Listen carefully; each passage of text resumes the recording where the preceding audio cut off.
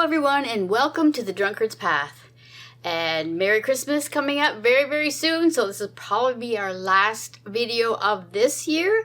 So I do want to say, yes, Merry Christmas, Happy New Year to everybody. We have so many things to show you today, but I wanted to let you know to stick around for the tutorial on the latter part of this video. It's going to show you how to do this double woven star, and it is paper pieced. So you'll want to see that because it turned out really super nice. So that's the second part of the video. And to get things started, of course, we always have our giveaways. And this week, our winner for a $25 gift card is Bonnie M651. Thank you, Bonnie. And I'm pretty sure I know who you are. So we will get in contact with you and send out your gift card. This week, please leave a comment, hit subscribe, and like the video. Let me see, what can we say? Oh, how about what would you like for Christmas in the stitching world? Leave a comment on something you would like for Christmas, and you will be in the running for that $25 gift card, just like Bonnie won. And speaking of prizes, we are coming up to the big prize that we have every 3 months.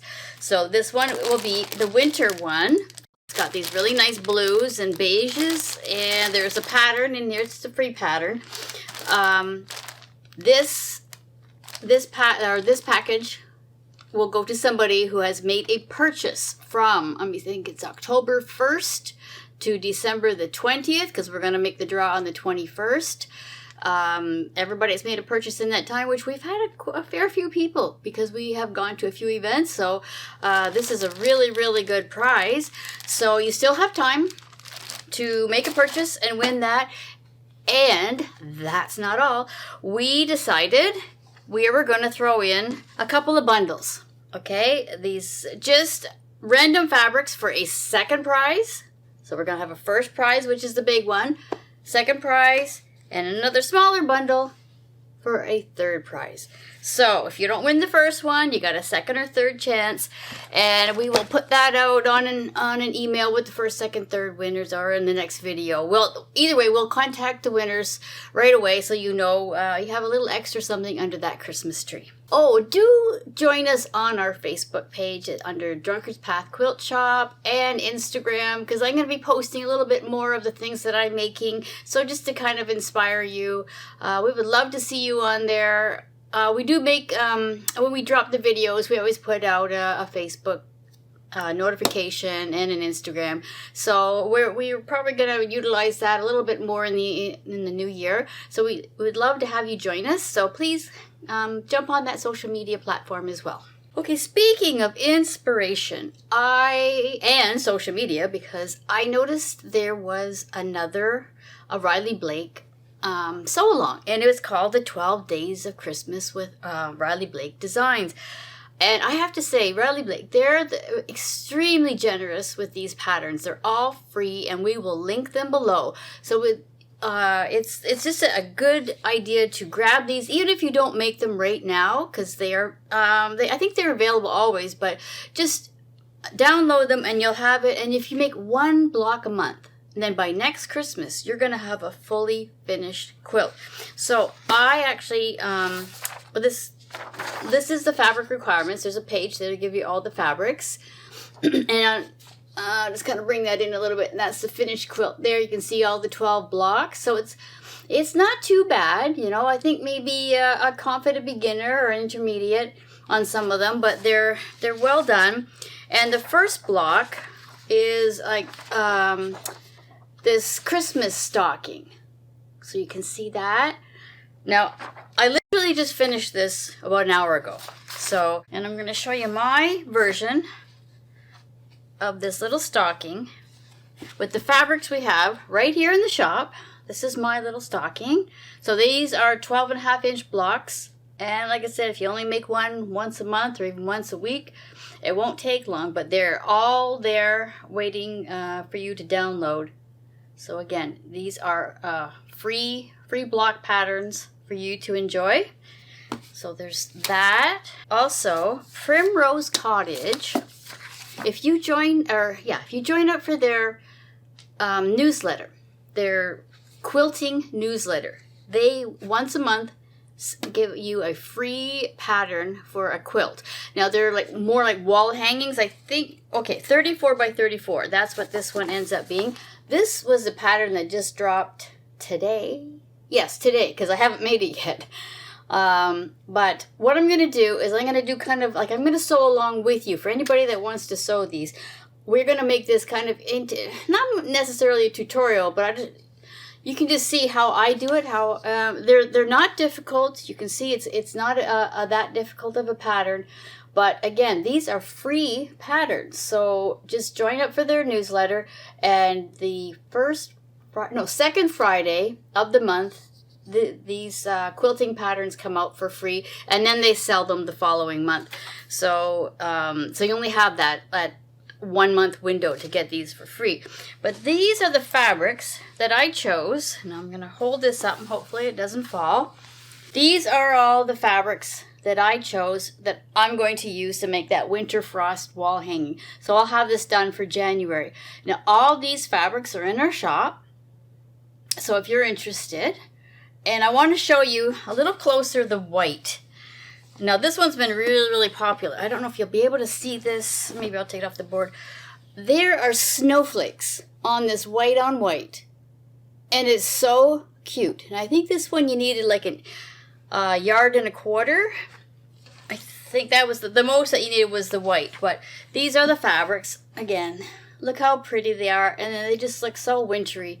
So I cannot wait to get started on that. And I do hope you join us on this one. Okay, next I'm going to show you is the Sherry McConnell, A Quilting Life. I got December's block done, and this is what this one looks like, a little star in the middle. Okay, this is the last block of this series, and I thought maybe I was going to run out of fabric, but no, I had enough out of my fabric order bundle, and this is what my block looks like. So far so good. And also the finishing came out, so you can download that as well. And I think Sherry keeps these up until the end of the year as well. So we will link this one below as well. So if you want to grab those before you can't get it anymore, because again, this is another free one. So nice big blocks. So I have to still put this one together. But I'm getting there. Okay, next I'm going to show you my finished quilt top for the Riley Blake, the Moda Blockheads. So I used the fabric as the Halloween fabric. Okay, we're going to hold this up. There's the nice great big block in the middle, and then there's 4 on each corner of the second size block. I forget, I think these are like 18 and that was like 27. And then I took 6 blocks and I went and put them in between. So you sew the 6 together, put them in between, and then I decided to run the sashing because it's a really busy quilt. I needed something to break it up a little. So, and then I decided to put the black border all the way around just to add a little extra. So we're gonna just go like this and show you the other half of it. Some more this way. And those are all the finished blocks. So that was really super fun. And I can't wait to get that one quilted. So that one will be out the door very shortly. Okay, my next quilt that I'm working on, that it's one of the quilt as you go. Now, making the blocks themselves, they're pretty easy. But then when I was actually piecing it together, I say to Dorothy Drury out there, I tip my hat to you, because I know you do this all the time, and you've made I don't know how many quilts, but I'm doing my best to piece this together, and it's coming together, but it's been a little bit of work to get things to line up. It's not done yet. I still have 2 more rows to go. So this is what it looks like so far. Oops, got a hanging thread there. But I use that for the joins, and then on the back, well, here, we'll just flip it like this. So I use this color for the back to join it in the back. And this fabric here, I actually got this when we went to Hawaii a couple of years ago in the town of Lahaina, which unfortunately, that town went up in flames about a year after we were there. And the shop that I got this at no longer exists. So it really meant something to me. And the person I'm giving it to, they're a special person. So I think they will enjoy it. So again, I just have 2 more rows and then bind it and then it will be done. So I'm happy with that, and I love the colors in it. Okay, let's show you a little bit of my cross stitch. Last weekend was Jingle Ball. Now that is put out by Lindy Stitches, and it is a virtual retreat for cross stitchers. And I think there was about 12 designers that were involved, and you sign up for the classes, and there's like a meet and greet with the designers. There's all kinds of stuff. I have to say it far exceeded my expectations. I could not believe everything you get for $15 as a ticket to get in. The classes are extra, but there's so many classes, so you can pick and choose any one you want.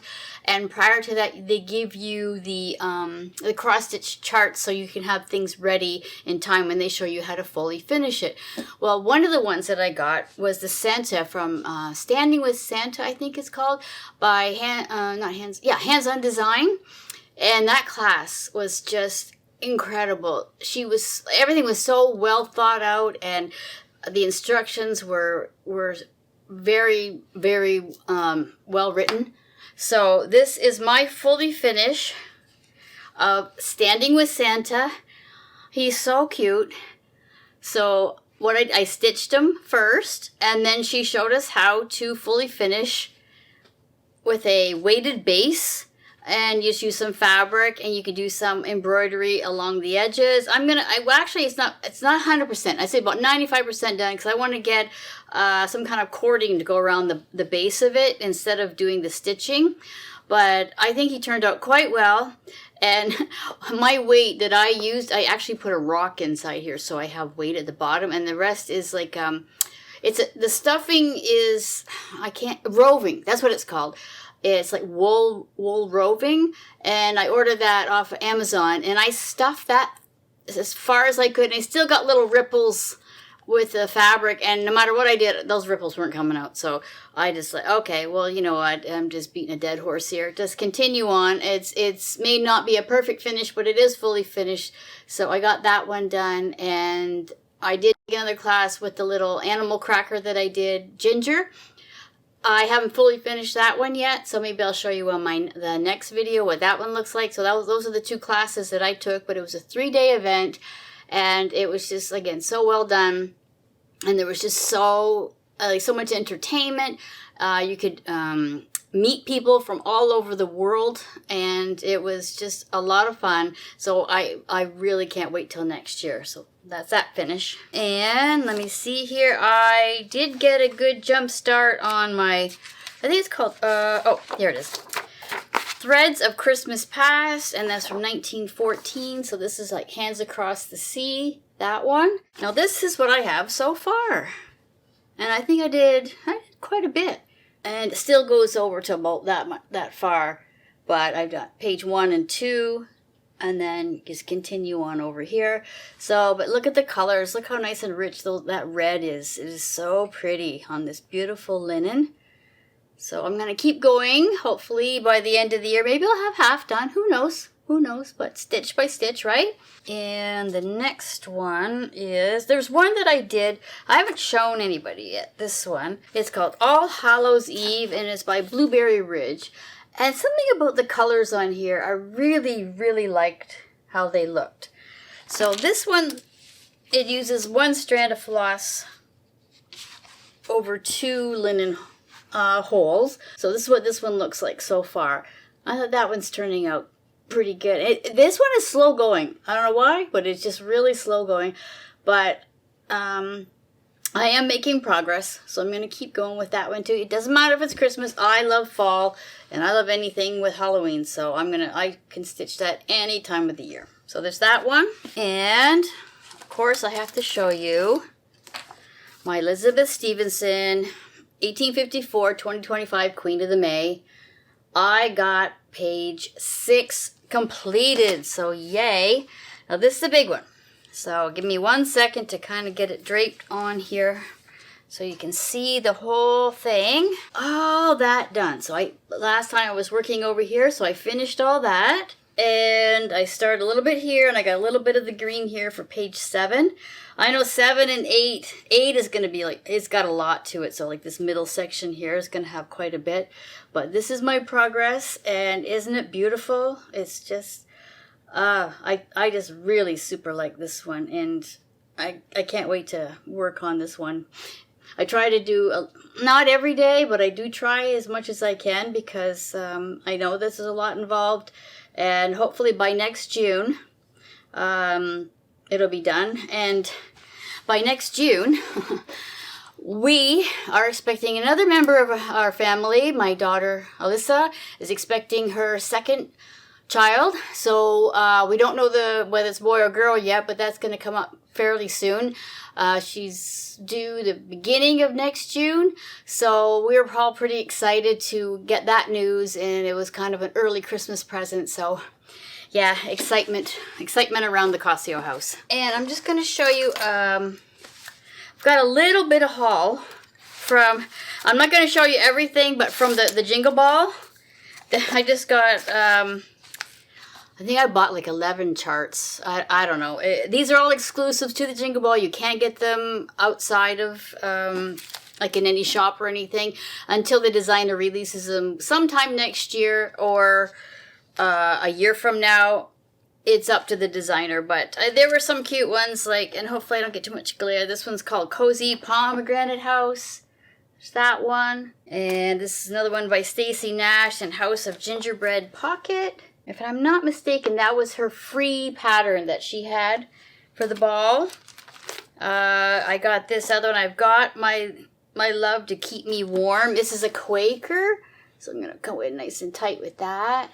And the Snow Angel by Primrose Cottage. I think this was their free one. And there was one by Teresa Kogut. I guess everybody just went crazy. I mean, I saw it and I bought it right away, and it was a stocking with a dark Santa on it, like a dark coat Santa. He had, I forget, the Midnight Santa or something. I can't remember the name of it, but it was a long, skinny stocking, and the toe kind of tapered. And I went, and right away I ordered the fabric. Like it was, I think, the 40 count linen, and I got it from Stitch It Central in London. And it was the very last piece, because, I mean, I'm telling you, everybody bought this chart. It was just absolutely stunning. A lot of stitches on it, but it's just beautiful. And I think Teresa said she was going to release it in March of next year. So after Market in Tennessee, she will release that one. But I'm hoping to start that one in January and just work a little bit throughout the year, and I will show you my progress on that so you can see it. But it is a really, really beautiful chart, so I'm looking forward to that. And now here's our tutorial on the double woven star. Today I'm going to show you how to do the double woven star using the foundation paper piecing method. So I got this. It's a paid for pattern. I got it at this website, joejuneandmay.com. And this one, I believe it comes from Europe because I paid euros for this, but it wasn't that expensive. But it's nice to have the pattern.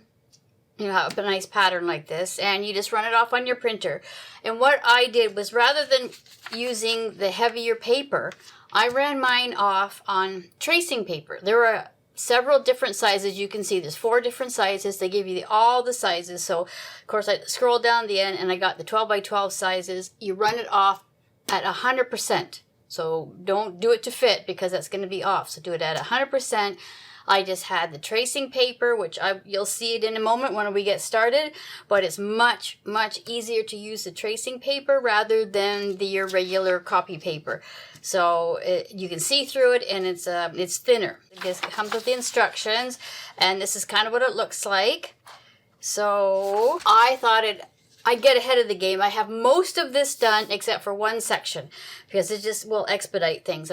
Once you see one section, you're going to know how to do the method for all of the the whole block. So, and what I'm going to do with mine is at the end of the 12 by 12, I'm just going to make mine into a wall hanging. So I will add more later, and I'll show you what it looks like as a wall hanging. But if you wanted to continue on and make a bunch of these blocks, you can make quilts, table runner, wall hanging, whatever you want, and whatever colors you decide. And I used cherry wood fabric. So, thank goodness, because it doesn't have a right side and a wrong side. It's the same either way, but I really like the look of the cherry wood, and I had a bunch of it, and you know, what am I saving it for? Let's use it. So, let's get started. These are the tools that you're probably going to use. So, I've got my add a quarter ruler with the 1/4 inch lip here. I have my fabric glue, rotary cutter. I do not use an iron on this. I use a seam roller. This is what I use here. And some people like to pin their pieces in place, as long as you keep it well away from the needle. So you can use some pins if you like. And a ruler, probably several little rulers. And I cut out my pieces ahead of time. So this is what I've got done so far. So they look like that, all done. So I have them in their proper order. And this is the piece that we're going to do right now. Now, I wrote the colors on here, so I know exactly what I was using. And this pattern itself actually came out with colored pieces, which again makes things much, much easier, so I can appreciate that. And you just kind of follow the letters, but I put my own fabric colors on there, so I knew what was what. So what I like to do is just score those lines. Just makes it a little bit easier. Follow just the dark black lines. Okay, so did I get that one? Yeah, I did. Okay. So with paper piecing, you always start with piece number 1. So number 1, and this is the part you're going to sew on. The part you can read, okay? The fabric is going to go back here, okay? So we see C1. So sometimes people like to use a light table as well so they can see, but we don't need to because I use the tracing paper. So here is my piece. So I'm going to put, the only part you need glue for is right there, okay? So that, and then what you're going to make sure that your fabric goes beyond those lines at the very least over 1/4 inch, and make sure you catch always your seam allowance. So if you go like that, just kind of press that down, and I can turn it over and see I am well within that area, okay? So we have that, and so we look for C2. So we're going to fold the paper that way. Since we scored it, it was easier. And what I'm going to do is I'm going to trim off right there, and you're going to leave, it leaves a quarter of an inch like that, okay? We're going to turn that back over. Cactus. So I have pre-cut these. So I'm just going to line it up. Raw edges. Now I'm just going to take a pin to show you what you can do. Is you can pin it, and it won't shift on you when you go to put it in the sewing machine. So you're going to sew on that side. So you're going to start on that line, and you're going to continue straight across right through where the seam allowance is. Don't forget to sew that part. Okay, so start there and go like that. Okay, I'm going to put it in the machine. So right now I'm going to put this down. Have everything set up. Use a nice open-toed foot so you can see the line. So that's what I've got on this machine. Going to put the needle down, and I have my stitch length set for 1.5. You want to have a nice tight stitch length so it's much easier to rip these papers off and nothing's going to, come apart. Okay, so we're going to sew right on that line all the way across, and then, okay, look how simple that was. Pick up the pin. Now what I'm going to do, hopefully you can see that, we're going to just flip that over, okay? Kind of press it down with our fingers. Use our seam roller. Okay? So there's your first one done. So the next one, oh, we got to cut off the thread. I just use this. There we go. So number 3, which is, I think, this one. So we're gonna go, okay. This is awkward for me, but I don't want to keep moving the sewing machine back and forth. So we just fold it over, get our quarter ruler, add a quarter it's called, and we're gonna go, okay, dispose of that, turn it back, and we're gonna take our next piece. And the hardest part of this is getting the right size pieces, because it's going that way. So when you fold it over, you have to make sure it covers that shape and is beyond the seam allowance. So I'm gonna just put that like that, put a pin well away, and then we flip it over. We're gonna sew across here. Okay?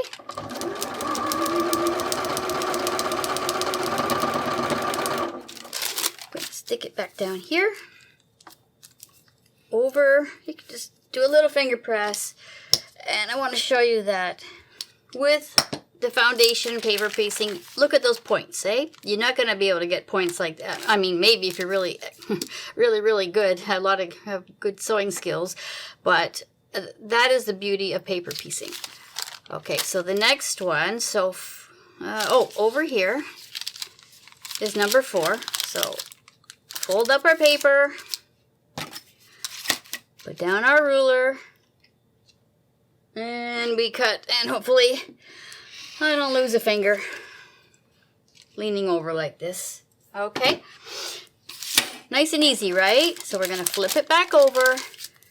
We're going to add the next piece, which is this one. And again, we want to make sure that we're going to cover our whole shape. You'll get a feel for that later. Okay, and I'm just going to stick a little pin in there. And then we're going to sew, don't forget, we're going to go up into the seam allowance and then go across, okay? And away we go.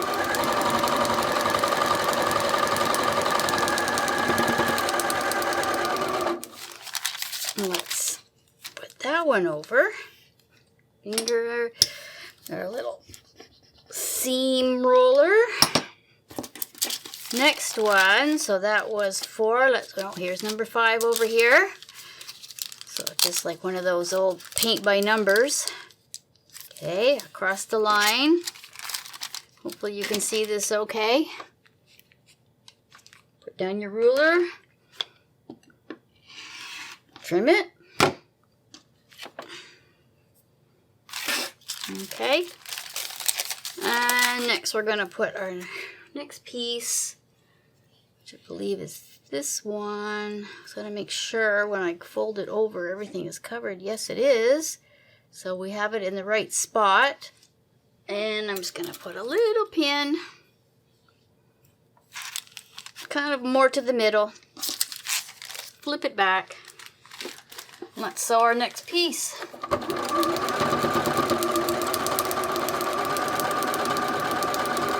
So I'm using my little Burnett sewing machine, and this is a great little machine. If anybody's looking for an entry-level machine in the Bernina family, these Burnett's are really, really nice and fairly economical in the scheme of the Bernina world. Okay, so we've got that. So that's 5. Let's go to number 6. Oh, we got the big one over here. So put down our ruler across here. See the little lip catches right there. And get our rotary cutter, very carefully cut. Take away. And this is the big one here. This is the light blue. And that should cover it. And another thing about this cherry wood fabric is that it doesn't slide very much. It has, like, it's holding fairly well. Because it's just like slightly textured, I guess. So, okay, whoopsie. So we're going to start there. Sew all the way across, and don't forget, off on both sides, okay? I'm actually sitting quite far back, so it's kind of hard to see. But you you can see, we sewed right across all the way like that. So now we're going to flip that over and press with our fingers. Roll. Now we've got our last piece. Okay. Now you can pull a little bit on the paper to get back to your line, which is right there. Okay. Oops. Everything's fine. One more cut.